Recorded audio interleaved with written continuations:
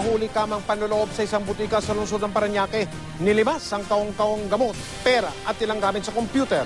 Nakatutok si Emil Sumangil.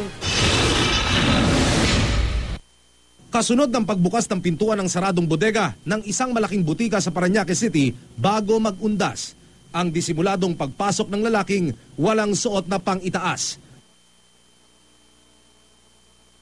Animoy isa itong detective habang sinisipat ang paligid, tangan ang isang flashlight.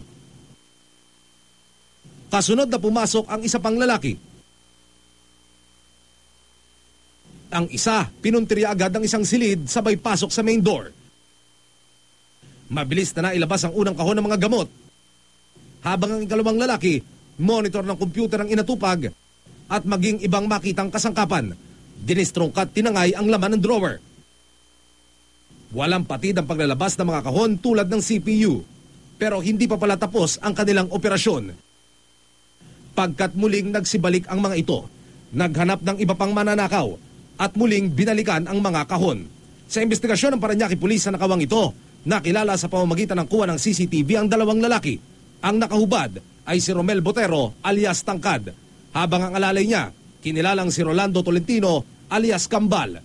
Umano'y mga miyembro ng tinaguriang Russell Guzman Bolt Cutter Group.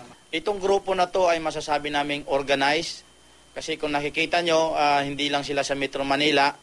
Ito ay mayroon silang tinatawag na from financer, may buyer, and then mayroon din silang nagpo-provide ng kanilang mga sasakyan. Dalawa na raw sa miyembro ng grupo ang napatay sa isang enkwentro sa Cavite noong 2009.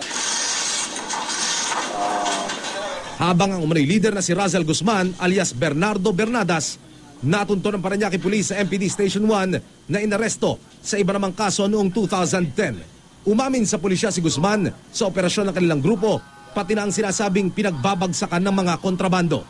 3 pa sa mga suspect ang pinaghahanap ngayon ng Parañaque Police. Napaka-importante po talaga. Kami po ay nagsimula sa CCTV footage.